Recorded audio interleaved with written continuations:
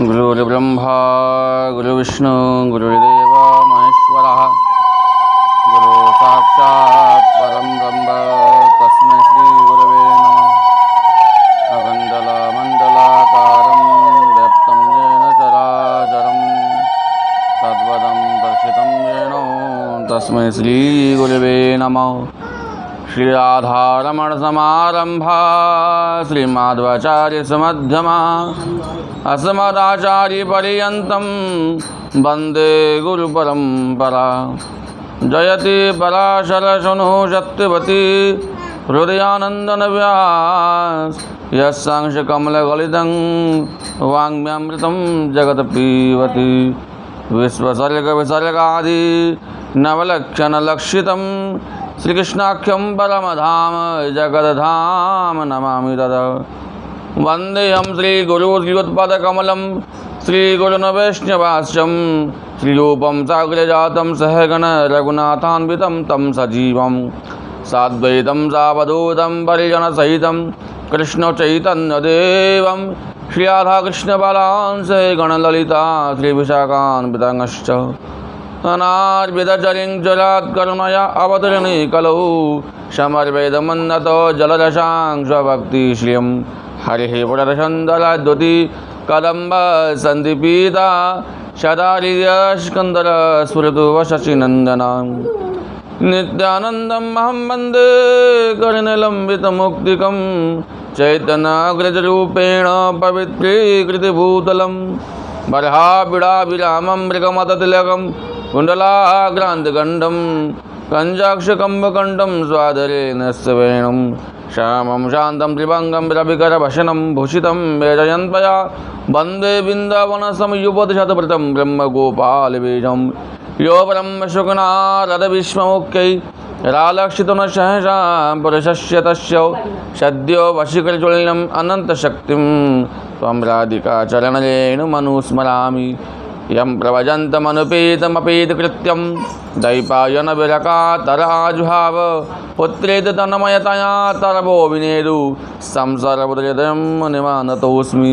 नारायणं नमस्कृत्यो नरं चैव नरोत्तमं देवीं सरस्वतीं व्यासं ततो जयमुदीरयेत्।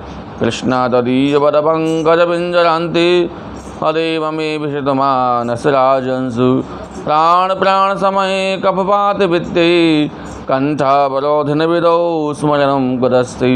आराध्य भगवान् ब्रजेशतनयस्तद्धाम श्रीवृन्दावनं रम्यकाचिदुपशना ब्रजवधू वर्गणीया कल्पिता।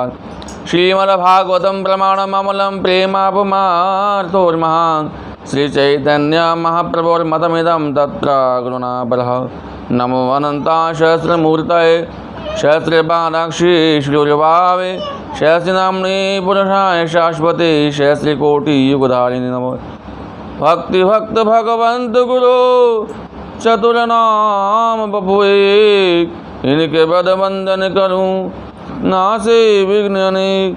जय जय श्री राधा रमण जय जय नवल किशोर जय गोपी चित चोर प्रभु जय जय माखन चोर।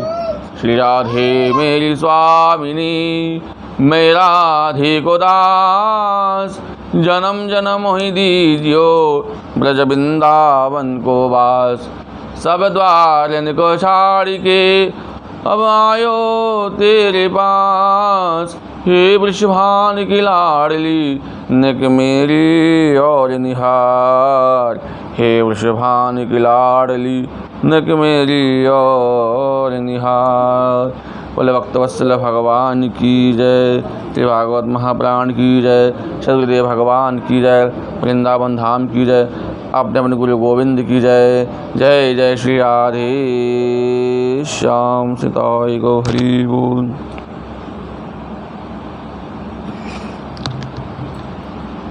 आइए सबसे पहले 2 मिनट का भगवान नाम कीर्तन कर लेते हैं।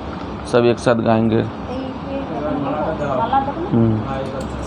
श्री राधे राधे गोविंद गोविंद राधे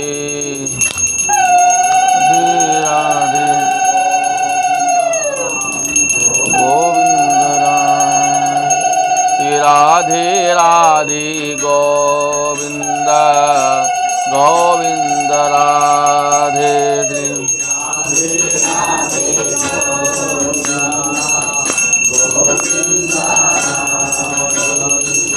गोविंद राधे गोपाल राधे गो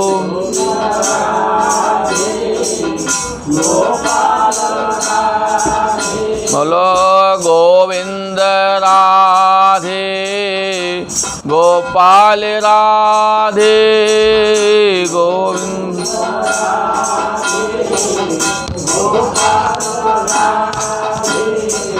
गोविंद राधे गोपाल राधे गोविंद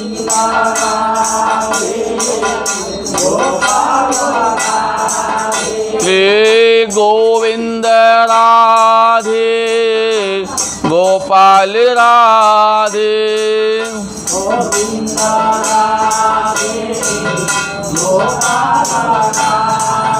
बोल राधे राधे गोविंद गोविंद राधे राधे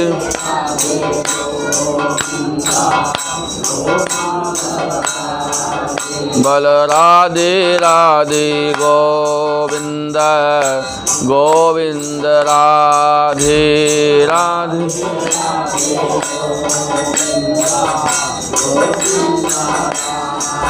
श्री राधे राधे गोविंद गोविंद राधे श्री राधे राधे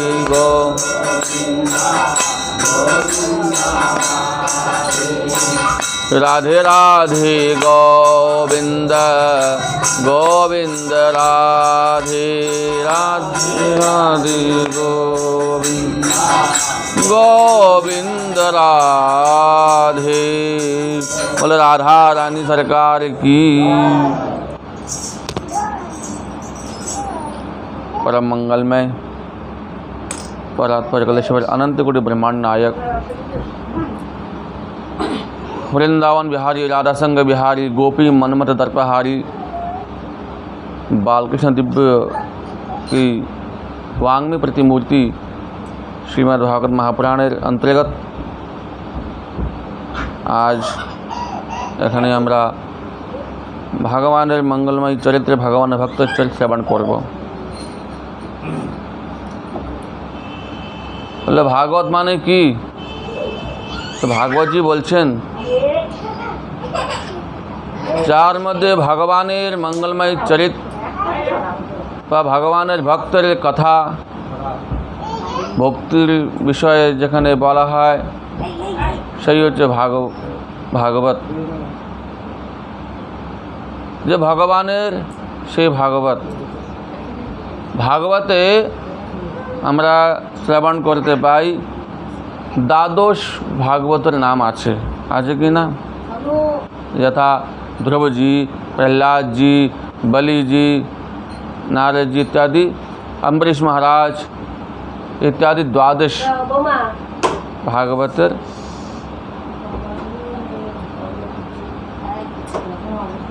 जे मणि भागवते आमरा दर्शन पाई। श्रीमद् भागवत महापुराणे जे प्रथमे दिएছে যে ভাগবত শ্রবণ করার বিধি কি, আগে এটা জানা দরকার। ভগবানের নাম নিতে কোনো দোষ নেই, কিন্তু ফির भी ভগবানের নামে ক্রিয়া আছে, কিন্তু যদি একটু বিধি হিসাবে ভগবানের নাম নেওয়া যায় তখন সেই ক্রিয়াটা ভক্তিতে জন্মায়। भागवते महात्म्य पद्म पुराण अंतर्गत भागवते महात्मा আছে 6 अध्यायते।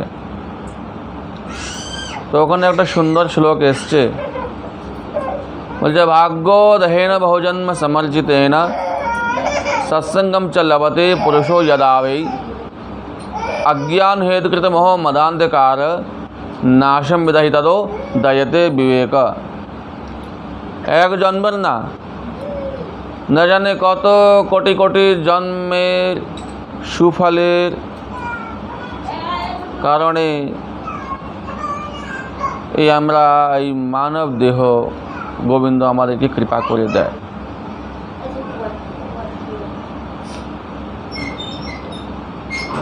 একটা সুন্দর কথা মনে পড়ে গেল, গুরু মহারাজজি বলতেন, বলে ভাগবত শ্রবণ করে, ভক্ত কথা শ্রবণ করে, কৃষ্ণলীলা কীর্তন করে লাভটা কি, কি প্রয়োজন আছে? আর যদি বা করা হচ্ছে, যে কোনো একবার ডাকলেই হলো, কোনো ডাকার মতন ডাকলে, তবে সন্ধ্যে রাত্রে সবার সময় একবার ডাকলেই হলো। যেমন এক সময় নারদজি পৃথিবী ভ্রমণ করতে করতে এসে দেখে ভগবানকে জিজ্ঞেস করেছে, ভগবান আমি পৃথিবী ঘুরেছি, কিন্তু ওখানে অনেক রকম সাধু সন্ত দেখেছি, কিন্তু একজনকে দেখলাম সে আপনাকে সেইভাবে ডাকে না। মানে আপনার ডাকার মতন যেমন ডাকতে হয়, যার কানে আপনার নামরূপী মন্ত্র পড়েছে, সে মন্ত্রকে তারা জপ করে।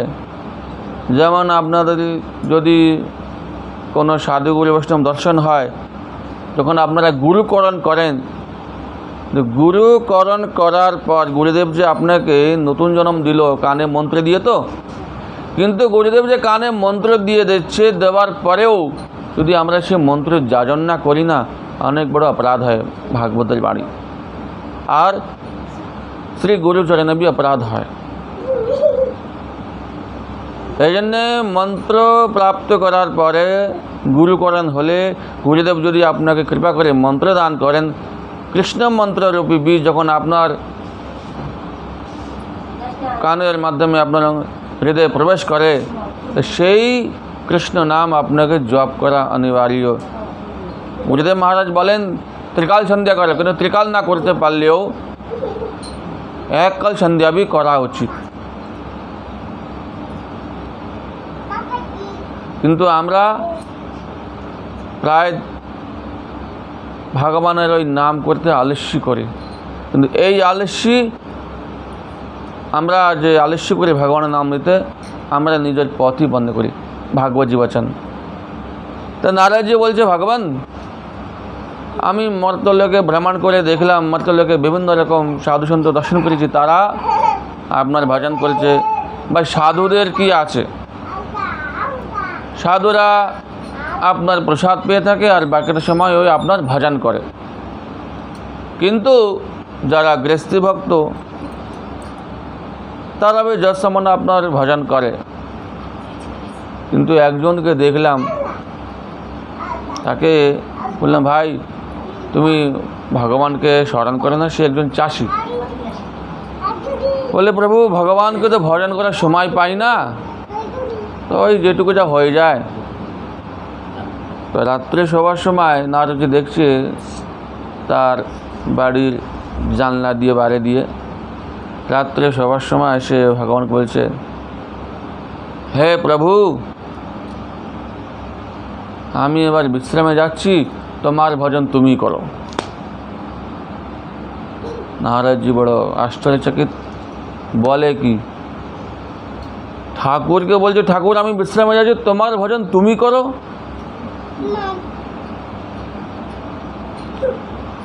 নারদজি তাই ঠাকুরজিকে বলছেন, প্রভু এই আমি দেখলাম। কোথায় সে আপনার ভজন করবে না, সে বলছে যে ঠাকুর তোমার ভজন তুমি করো, আমি বিশ্রাম করছি। তা আপনি কি তার ভজনে সন্তুষ্ট? হ্যাঁ নারদ সন্তুষ্ট। কেন? সে যেটুকুই বি যা বলে আমাকে মন থেকে ডাকে। তাই ভগবানকে যদি আমরা সেই মন থেকে ডাকি, কিন্তু শুধু শুনলেই হবে না, প্র্যাকটিক্যালি করতে হবে। বলে কেমন? ভাগবতে সুন্দর সুন্দর এক্সাম্পল দিয়েছে, আর ভক্তমাল চরিত্রে বি অনেক সুন্দর এর বিষয়ে লীলা কথা আছে। যে সময় আপনারা শ্রবণ করেছেন ভাগবত কথাতে, ত্রিকূট পর্বতে একজন বিশাল শক্তিমান হাতি ছিল। একসময় সরোবরে নিজের পরিবারকে নিয়ে গিয়ে জলকেলি করছিল। জলকেলি করতে করতে হঠাৎ জলের ভেতরে যে জীব থাকে কুমির ওর পা ধরে নিয়েছে। ও মনে করছে এমনি কোনো হবে, ও জানে না যে আমি কি, আমি কত বড় শক্তিমান, আমি জঙ্গলের রাজা। সে হাতের মনে এই একটা বিশাল অভিমান ছিল। কিন্তু আস্তে আস্তে দেখছে যে ও সরোবরের ভেতরে আস্তে আস্তে ঢুকে যাচ্ছে। ও এটা বুঝতে পারে, যখন খুব নিজেকে চেষ্টা করছে বেরিয়ে যাবার, পারছে না করতে, কেননা স্থলের থেকে জলের জীবের শক্তি বেশি হয়। খুব প্রয়াস করছে, পারছে না। অন্তমে ও নিজের বন্ধু বান্ধব, ওর যত ফ্যামিলি আছে, ওর ছেলে নাতি পুতি বউ, ওরা খুব চেষ্টা করে সুঁড় লাগিয়ে হাতিকে বের করার চেষ্টা করলো, কিন্তু কোনো মতে বের করতে পারলো না। তো ভাগবতের বচন আছে 1000 বছর অবধি সেই হাতি আর কুমিরের যুদ্ধ চলেছে। তার পরিবার চেষ্টা করলে বের করতে পারলো না। আনতে কি হলো, ওরা নিরাশ বলে না, এ তো পারবে না, এবার মরে যাবে, চলো। তা তাৎপর্য কি, আমাদেরও তাই গতি হচ্ছে। আমরা যাদের জন্য যাবি কিছু করছি, শেষে কি আমার সঙ্গে কেউ থাকে? এই সংসারে যখন আমাদের জন্ম হয়, জন্ম হবার আমরা বুঝি আমাদের মা আছে, বাবা আছে, তারপরে বড় হলে বন্ধু বান্ধব হয়, তারপরে একটু বড় হলে মা বাবা বিয়ে দিয়ে দেয়, স্ত্রী হয়, সন্তান আদি হয়। এই যে সংসারের মধ্যে আমরা আবদ্ধ হয়ে থাকি, কিন্তু এটা কি সবসময় থাকবে, বা আমি কি সবসময় থাকবো? একদিন আমাকে চলে যেতে হবে। যখন এই পঞ্চভৌতিক শরীর থেকে প্রাণবায়ু বেরিয়ে যায়, তখন নিজের যাকে আমি মন থেকে বেশি ভালোবাসতাম, যে স্ত্রী,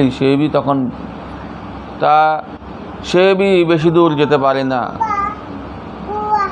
তাই বলছে ভগবানকে মন থেকে ডাকলেই তখন ভগবানের কাছে ডাক পৌঁছায়।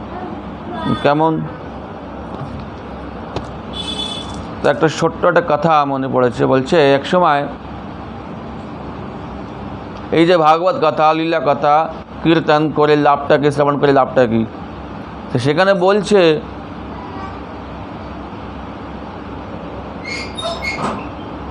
যে আমাদের মৃত্যু যাতে শুধরিয়ে যায়, এই জন্য ভাগবত কথা শ্রবণ করতে হয়।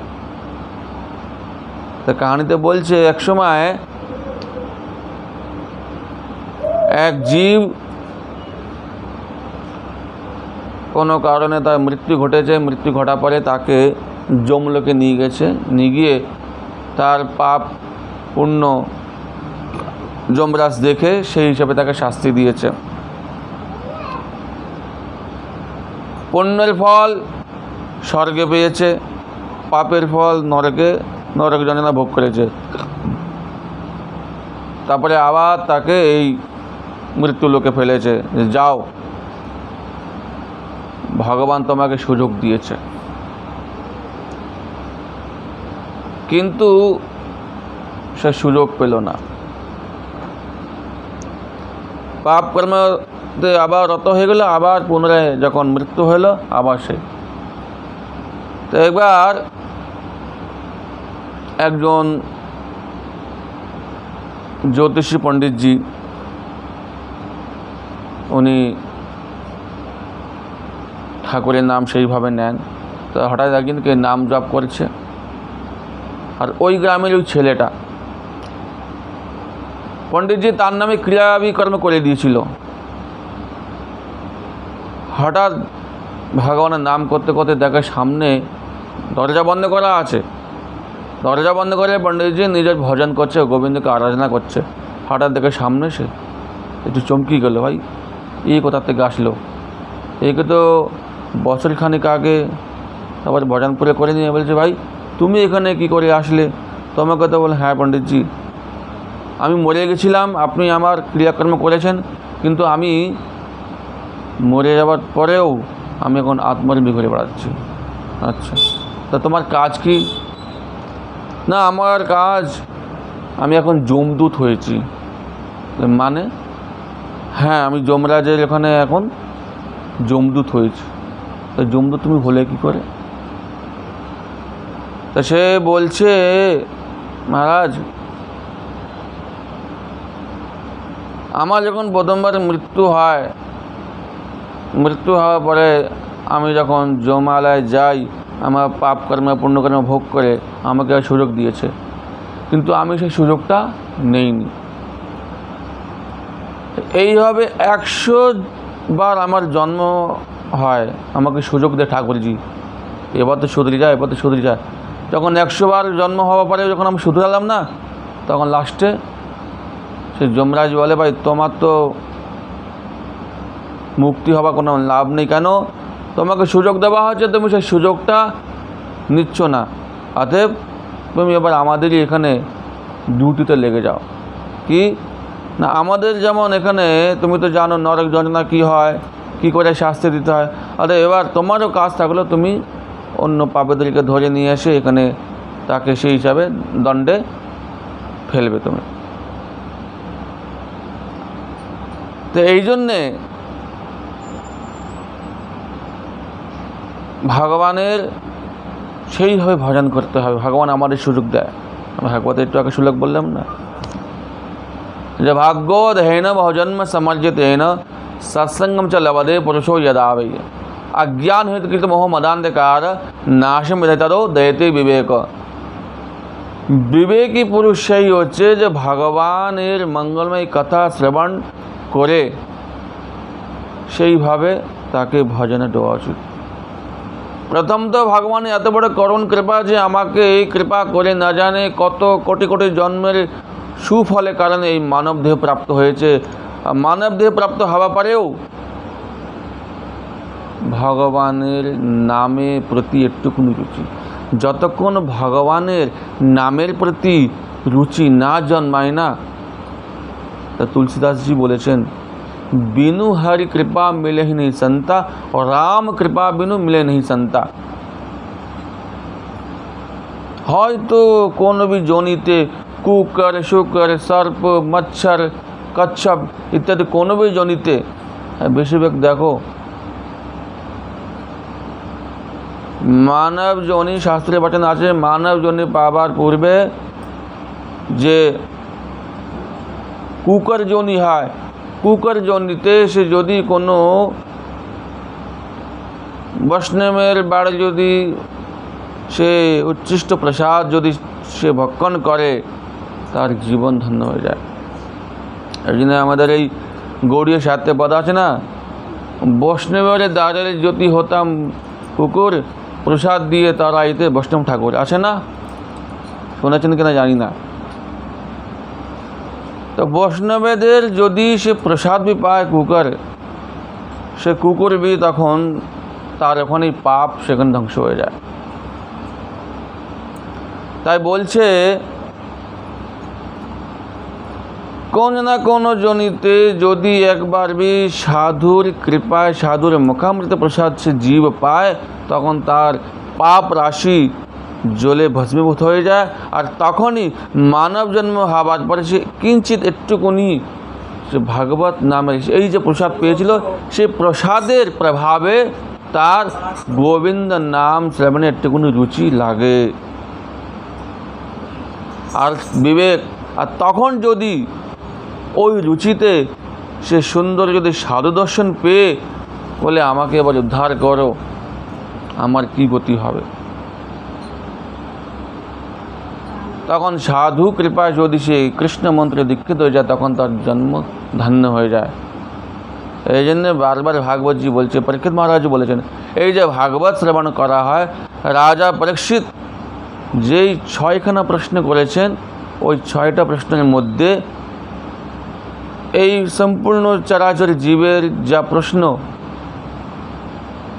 যে किम श्रेष्ठ श्रेष्ठ साधन की सार वस्तु की শ্রেষ্ঠ সাধন হচ্ছে ভগবানের নাম, সার হচ্ছে ভগবানের নাম। তো ভগবানের নাম শ্রবণ করে কী লাভ হয় বলে, ভগবানের নাম সেইভাবে করলে, ওই যে চর্চা চলছিল যে কুমিরের সঙ্গে হাতের লড়াই হচ্ছিল, তার পরিবার তাকে ছেড়ে চলে গেল, সেও খুব চেষ্টা করলো, লাস্টে হতাশ হয়ে গিয়ে পূর্বজন্মে ওই যে হাতি যা ভজন করেছিল সেই ভজন তার মনে পড়ে গেছে। ভাগবত বলছে জরাব জন্মম অজপাজব স্থিতি। এই যে গুরুদেব মহারাজ আপনাদের কানে মন্ত্র দীক্ষা দিয়ে যখন ভজন করতে বলেছেন, করার নিয়ম হচ্ছে এক আসনে বসে, সকালে সময় নেই, দুপুরে সময় নেই, রাত্রে তো সময় আছে, রাত্রে শোবার সময়,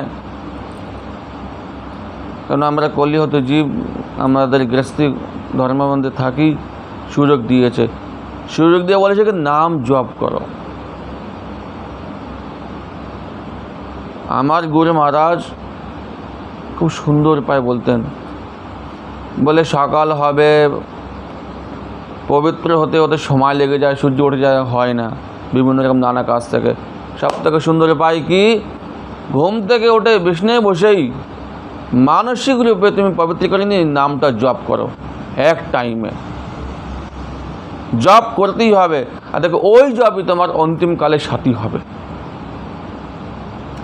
মহাভারতে বচন আছে, ভাগবতে বচন আছে, যেই সময় ভগবান দ্বারিকানাথ দেখছেন যে অশ্বত্থামা উত্তরার গর্ভে যে গর্ভ আছে, শিশু আছে, তাকে ধ্বংস করার জন্য ব্রহ্মাস্ত্র চালিয়েছে, তখন সে উত্তরা বলছে পাহি পাহাই महायोगन देव देव जगतपते हे द्वारकानाथ मेरी आपसे।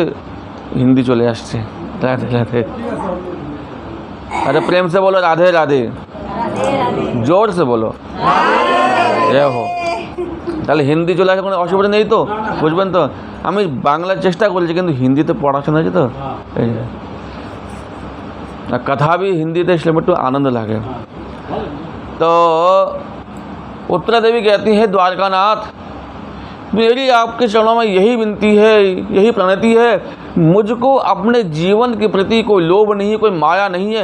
मैं तो बस आपसे यही चाहती हूँ कि बस इस गर्भ में जो शिशु पल रहा है ये पांडवों का वंश है, इस पांडवों का वंश की रक्षा आप करें, यही मेरी आपके चरणों में विनती है। और उत्तरा देवी ऐसे हाथ सरेंडर होकर के आई। तब मेरे द्वारकानाथ ने उत्तरा देवी के गर्भ में जाकर के उस गर्भ से शिशु की उस अश्वत्थामा के द्वारा छोड़ा गया ब्रह्मास्त्र से उनकी रक्षा करी। यह देख करके कुंती बुआ ने बड़ी उनकी स्तुति करी। कुंती बुआ की स्तुति से भगवान द्वारकानाथ प्रसन्न हुए और कुंती बुआ ने कहा उनको स्तुति में, हे भगवान कृष्णाय वासुदेवाय देवकी नंदनाय नंद गोप कुमाराय गोविंदाय नमो नमः। हे देवकी नंदन, हे नंदन नंदन, हे वसुदेव नंदन, आपके चरणों में बार बार प्रणाम है, आप भगवान हो, आपने हमारी रक्षा करी। अब जैसे ही द्वारकानाथ तो कुंती बुआ को मानते हैं अपनी बुआ, बोले बुआ आपने हमको भगवान बोला है, तो भगवान जब आपने बोला है तो मेरा मन होता कि मैं आपको कुछ दूं, आपने भगवान समझ के मुझको स्तुति करिए, तो आप कुछ वरदान मांग ले। बोले क्या दोगे, कुछ नहीं चाहिए, नहीं कुछ तो मांग लो बुआ, आज आपने हमको भगवान बोला है तो आप कुछ तो मांगो। तब कुंती बुआ कहती है अगर देना ही चाहते हो नाथ, हे द्वारकानाथ, हे नंदन नंदन, हे वसुदेव नंदन, यही चाहती हूँ। क्या विवदा संतुना शाश्वत तत्र तत्र जगद्गुरु भवतो दर्शनम यत्स्यात् अपुनर्भव दर्शनम। हे द्वारकानाथ अगर आप देना ही चाहते हो, यही आपसे मांगती हूँ कि हमारे जीवन में दुख हमेशा आते रहें। कुंती बुआ की ये बात सुन करके द्वारकानाथ बोले बुआ क्या बात है, आपका जीवन हमेशा दुख में बीता है,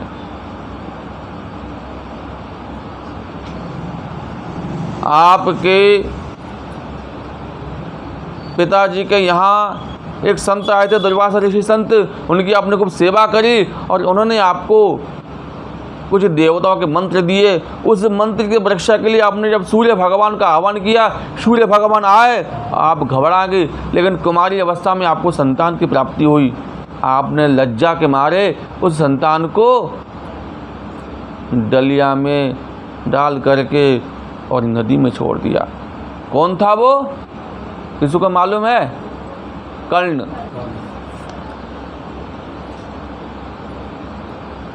आपके मन में ऐसी व्यथा कि आपने कभी भी इसके विषय में अपने 5 पुत्र को नहीं बता पाए। जब आपका विवाह हुआ, विवाह भी आपका ऐसे पति के साथ हुआ जो पीलिया का मरीज, जिसको श्राप लगा था, हे राजन,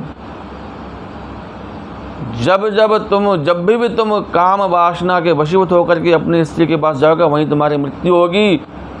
लेकिन एक दिन राजा पांडु अपने आप को रोक नहीं पाए और अपनी पत्नी माद्री के पास यूं ही गए, वहीं उनकी मृत्यु हो गई। वो तो भला हो, आपको ऋषि का दिया हुआ प्रसाद मिला था। आपने मंत्र के द्वारा इंद्र को, अश्विनी कुमारों को, धर्मराज को याद किया तो आपके 5 पुत्र हुई। उसके उपरांत भी कौरवों में जो सबसे बड़ा पुत्र दुर्योधन ने आपके पुत्र को मारने की भरसक प्रयास करी। उसने भीम भैया को विष मिला हुआ लड्डू खिला दिया और भीम भैया अचेत हो गए। जब भीम भैया को जल में गिरा दिया तो वो तो वरुण लोक में जाता ही वहाँ नागों ने जब भीम भैया के अंग को दंशित किया तो उनका वह विष उतर गया। इतना ही नहीं, आपको लाक्षर भवन में जलाने का भी प्रयास किया गया। यहाँ तक बात ठीक थी, परंतु राज्य के लोभ में दुर्योधन ने आप लोगों के संग छल करके बहन द्रौपदी के साथ उनको निर्वस्त्र करने का प्रयास किया। फिर आप लोगों को 12 वर्ष का वनवास दिया, 1 वर्ष का अज्ञातवास दिया, और आज आपके जीवन में सुख आया है और आपके लिए दुख। बोले हाँ, क्योंकि हमारे ब्रज के कवि कहते हैं, सुख के माथे सिल पड़े जो हरि विमुख कराए, बलिहारी वा दुख को जो पल पल नाम जपाए। बोलते हैं हरि, उस सुख के माथे में सिल पड़े, वह सुख मुझको चाहिए नहीं। जिस सुख में आपकी याद नहीं बनी रहे, इसलिए दुख ही चाहिए। तो देखो, भगवान की याद हमेशा दुख में बनी रहती है, लेकिन अगर सुख में भगवान को याद करेंगे तो काहे को दुख होगा। कष्ट होता तो भगवान को याद करते हैं, लेकिन नहीं, जिस भी परिस्थिति में रहो, एक भजन है, जिस हाल में, जिस काल में, जिस चाल में रहो, राधा रमण राधा रमण राधा रमण कहो।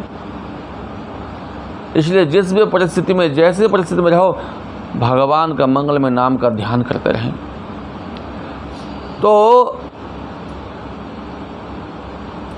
वह हाथी जब उनको पूर्व जन्म की स्मृति बनी आई, उन्होंने भगवान को याद किया, और भगवान को याद करने से देखो, हम लोग ने समझा था कि भगवान को उस विशाल का हाथी ने जब उसका बल क्षीण हो गया, तब उस हाथी ने क्या करे, उस सरोवर में एक कमल का फूल था, उसको अपने सूंड में लेकर के, हे गोविंद,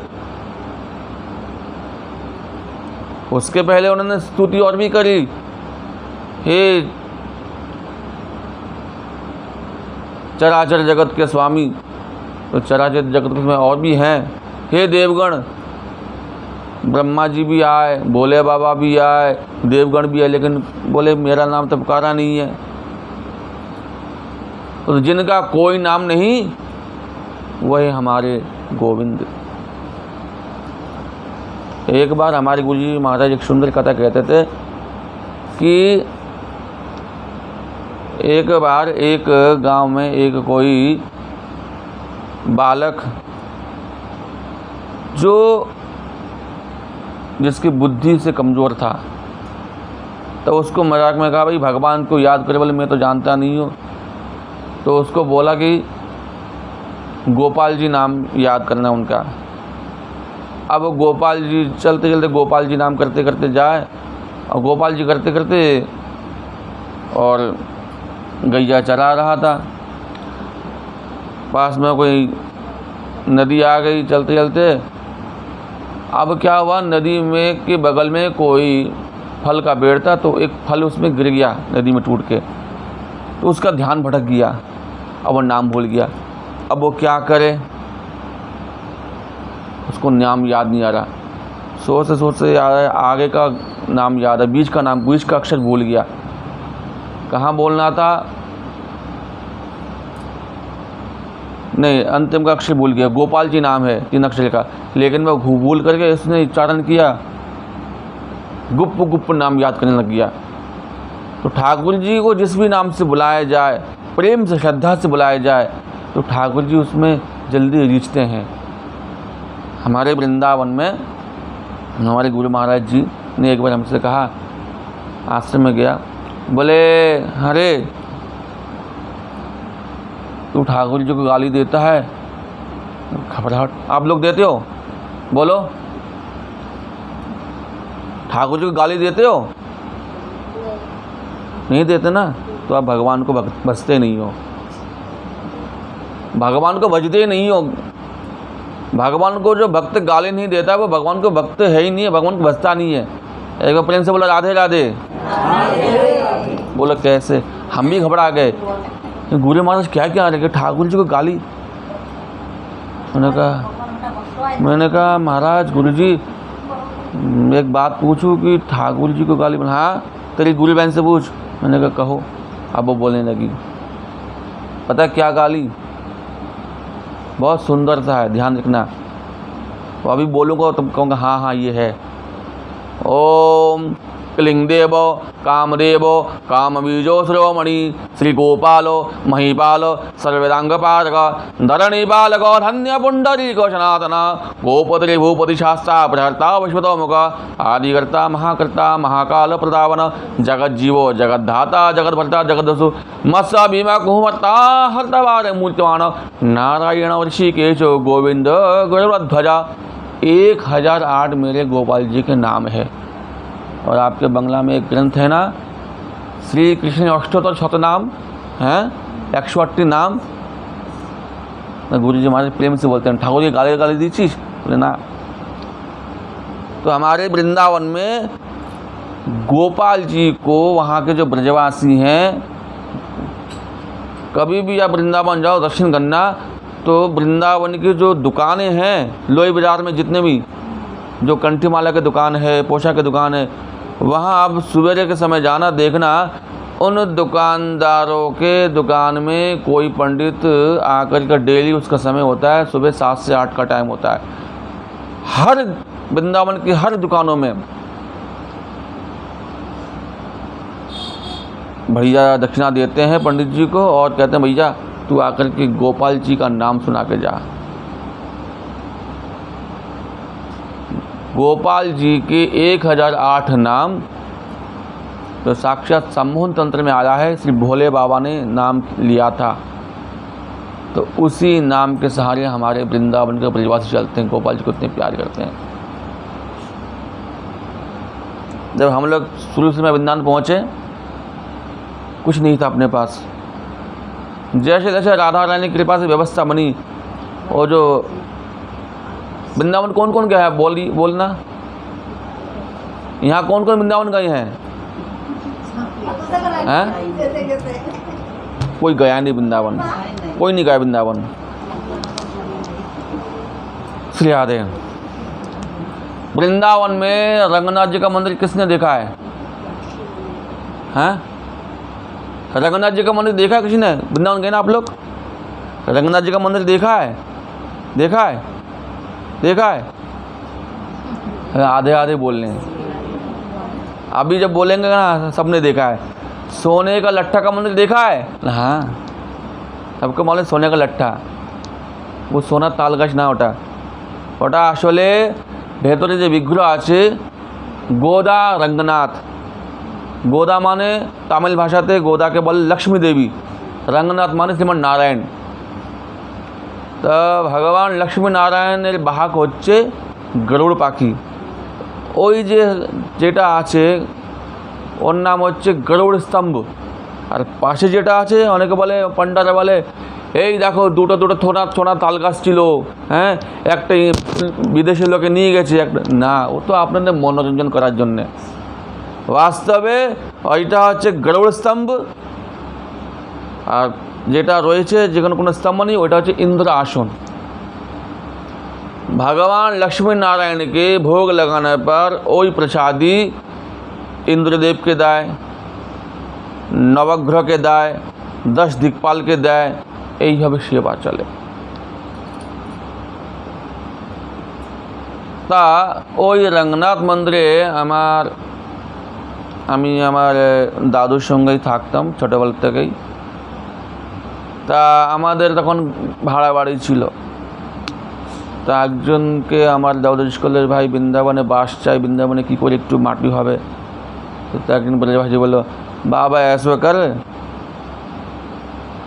जे ले जा पुस्तक, जा को नाम है गोपाल शास्त्री नाम, संकल्प करके गोपाल जी को नित्य प्रति नाम ले लियो, तुम्हारी मन की इच्छा पूरी हो जाएगी। আমার দাদু গোপালের কাছে সংকল্প করছে, হে গোপালজি, গৃহস্থী মানুষ হচ্ছি, সময় পাবো না, কিন্তু নিত্য তোমার নাম নেব। উনি তখন সংকল্প নিয়ে নিত্য গোপাল শাস্ত্রীর নাম করতেন। 6 মাস হয়ে গেছে। 6 মাস পর উনি আমাকে বলছে, দেখছি ওনার শরীর অসুস্থ হয়ে গেছে, উনি পারছেন না, নাম তো বন্ধ যাবে না। তো উনি আমাকে বললেন কর। গোপালজির কৃপাতে বছর হওয়ার পূর্বেই लगभग 8 থেকে 9 মাসের মধ্যে গোপালজি আমাদের প্রথম বৃন্দাবনে একটা মাটি টুকরা দিয়েছে। আর এখনও এই যে সামনে যে দীপাবলি আসছে ধনতেরাস দিনে, এই দিনকে ওখানে গোপাল শাসনাম প্রত্যেকটা ব্রজবাসীরা যারা বিজনেসম্যান বা এমনি রাত্রিবেলা করে আরাধনা করে। এত গোপাল কৃপা। তা যার কোনো নাম নেই, অনামী সেই উনি হচ্ছেন। তা সে হাতি ভগবানকে याद করেছে। ভগবান এসে সর্বপ্রথম ভগবান কাকে উদ্ধার করেছে? যখন ওই হাতি হাতে ছুঁড়িয়ে কমল ফুল নিয়ে ভগবানকে যখন স্মরণ করেছে, नारायण अखिल गुरु भगवान नमस्ते, नारायण अखिल गुरु भगवान नमस्ते भागवत श्लोक আছে। যখন শ্রীমান নারায়ণ ওখানে দর্শন দিচ্ছে, তখন উনি এসে সর্বপ্রথম কাকে উদ্ধার করেছে? কে বলতে পারবে? কি মনে হয় ভাই? হাতি যখন ডেকেছে, হাতির ওই আর্ত নাদে পুকারেতে ভগবান এসছেন, তাহলে হাতি কাকে উদ্ধার করা উচিত? बोले ना, यही तो विलक्षण लीला। बोलते हैं भगवान को प्रेम से पुकारा है किसने? उस हाथी ने। वह भगवान का भक्त है।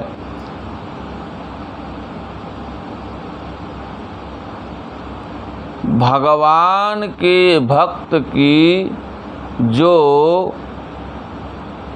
निंदा करता है, गाली देता है, तिरस्कार करता है, तो भक्त क्या करता है? हे ठाकुर जी, उसको आप किसी प्रकार का कष्ट मत देना, आपके चरणों में विनती है, उसकी बुद्धि निर्मल बने। तो भगवान आकर के सबसे पहले उस भक्त के जो तिरस्कार करता है, जो उस भक्त को गाली इत्यादि देता है, तो उसको पहले ठाकुर जी कृपा करते हैं। यहाँ जब गजग्रह का युद्ध हुआ, तो ठाकुर जी ने सबसे पहले आकर के उस ग्रह का शीश काटा, क्योंकि ग्रह ने गज का पैर पकड़ के रखा था। उसका जैसे शीश काटा खोल दिया। तो सबसे पहले उद्धार किया किसको? ग्राहक को। तो जो भक्त को ही पकड़ ले तो भक्त के संग संग अभक्त भी भगवान के नाम को गाने वाले भक्त के साथ उसका भी बेड़ा पार हो जाता है। बोले भक्त वत्सल भगवान की। तो ऐसे मधुर मधुर ठाकुर जी की लीलाएं हैं। कहते हैं